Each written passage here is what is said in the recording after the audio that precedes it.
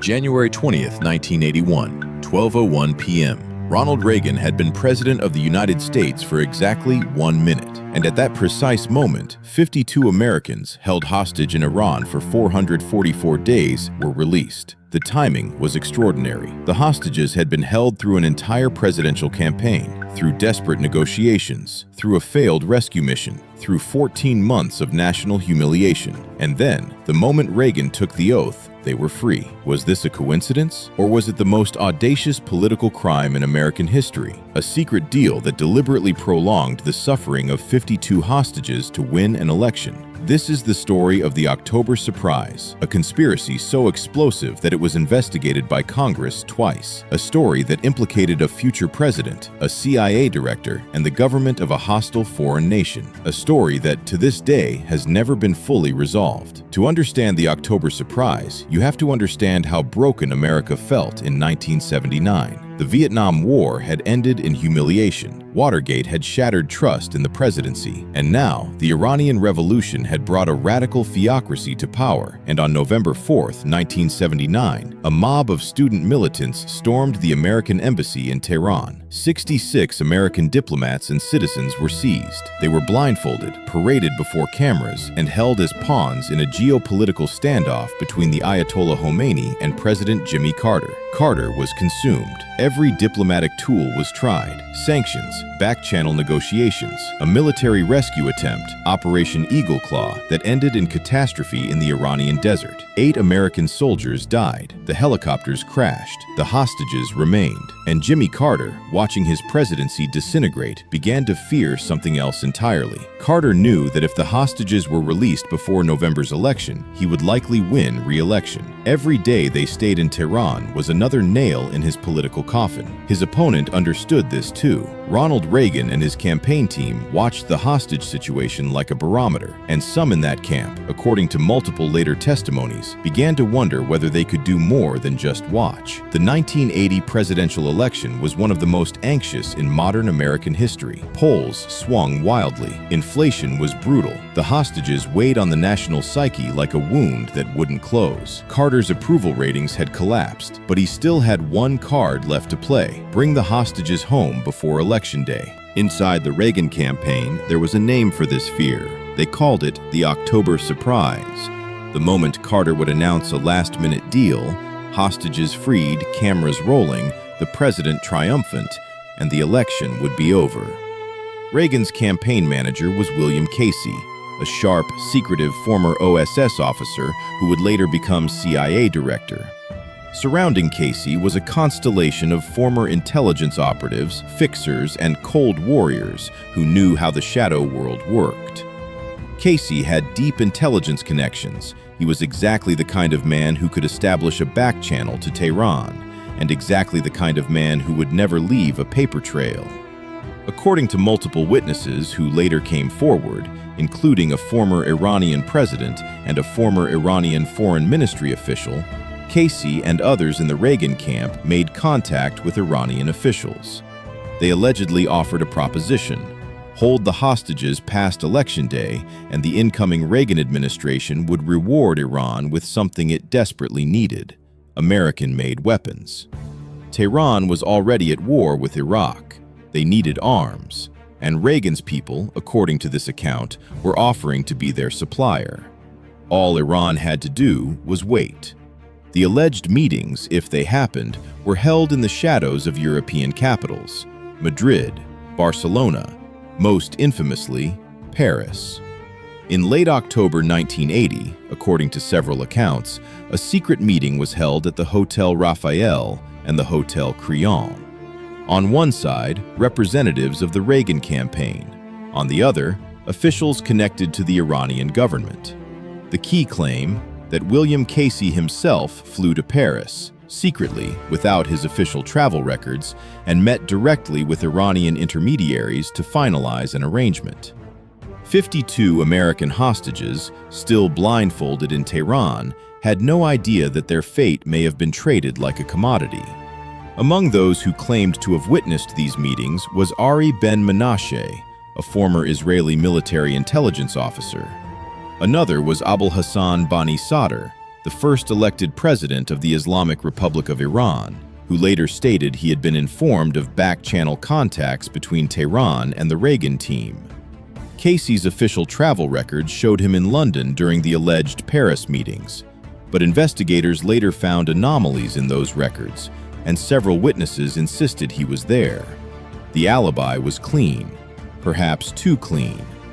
The alleged deal, as reconstructed by later investigators, Iran would delay the hostage release until after November's election. In exchange, the Reagan administration, once in power, would unfreeze Iranian assets and facilitate the sale of American weapons through Israel.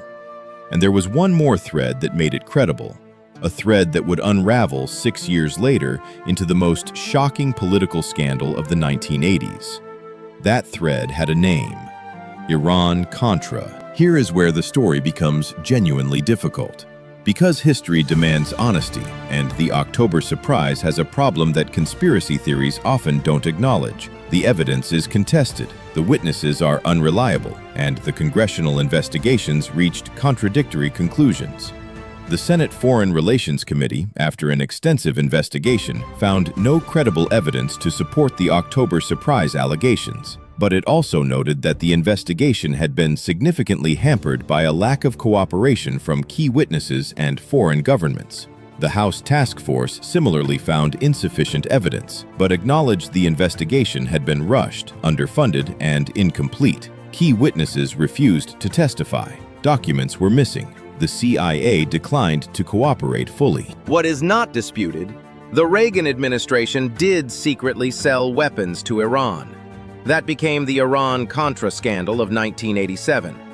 What is not disputed, Iranian officials did conduct back-channel contacts during the 1980 campaign period. What is not disputed, the hostages were released at the exact moment of Reagan's inauguration, not a day earlier, not a day later. The question is whether these facts are connected by design or by coincidence.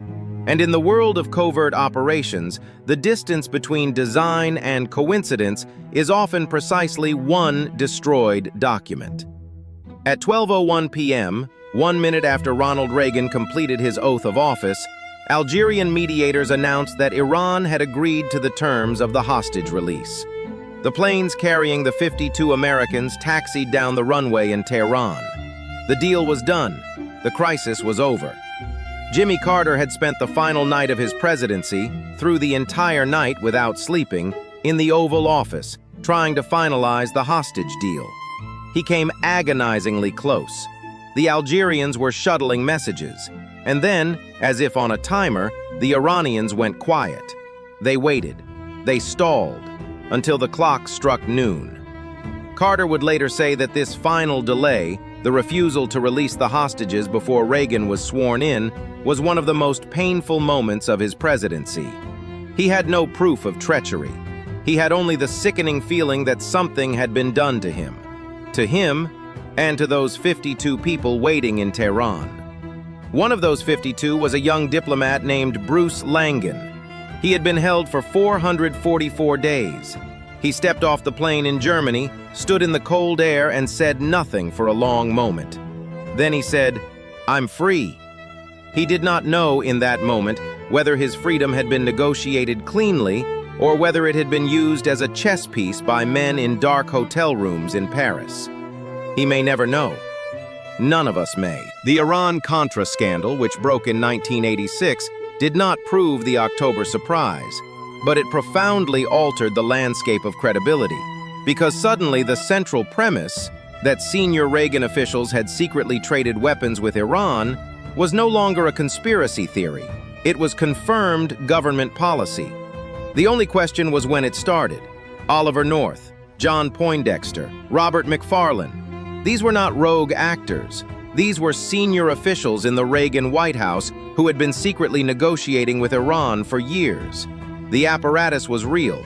The question was only, did it begin in a Paris hotel room in October 1980? William Casey died of brain cancer in May 1987, just as the Iran-Contra hearings began. He never testified. Whatever he knew about Paris died with him.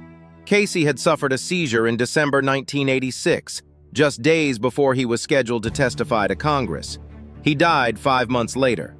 He was the one man whose testimony could have either buried or confirmed the October surprise. He took his secrets with him. In subsequent decades, more pieces emerged. Declassified Soviet intelligence files suggested Soviet analysts believed at the time that Reagan campaign operatives were actively interfering in the hostage negotiations. A former Iranian deputy prime minister stated that Iran had indeed received a message from the Reagan team. Be patient. Former President Bani Sadr repeated his claim in multiple interviews across decades, with consistent detail.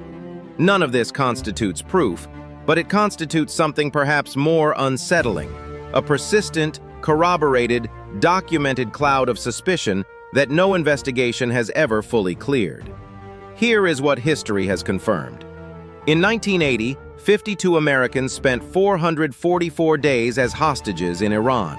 Their president, a decent man, tried everything to bring them home and failed.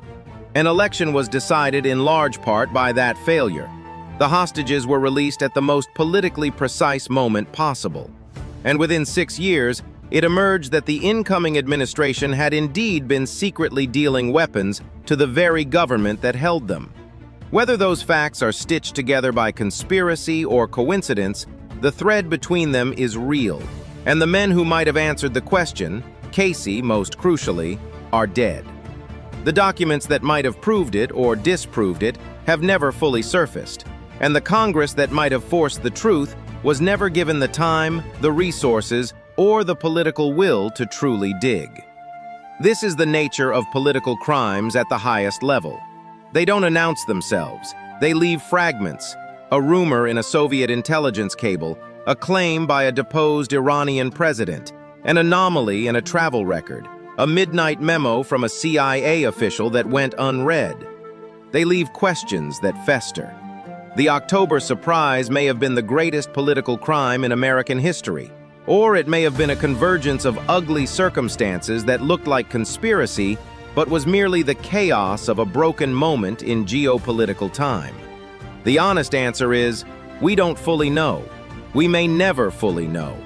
But the 52 Americans who spent 444 days in Tehran, blindfolded, isolated, used, they deserved better than to be anyone's bargaining chip. Whatever the truth of October 1980, that much is certain, and that much should never be forgotten.